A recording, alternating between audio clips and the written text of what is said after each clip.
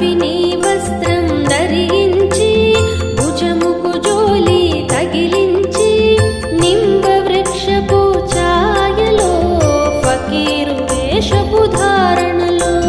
కలియుగమందున వెలసితివి త్యాగం సహనం నేర్పితివి షిరిడీ గ్రామం నివాసం భక్తుల మదిలో నీ రూపం షిరిడీ వాస సాయి ప్రభు జగతికి మూలం నీవే ప్రభు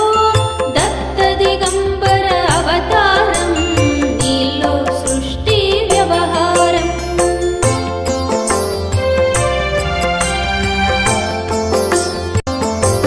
చాందు పాటిల్లు కలుసుకుని ఆతని బాధలు తెలుసుకుని గుర్రం జాడ తెలిపితివి పాటిల్ బాధను తీర్చితివి వెలిగించ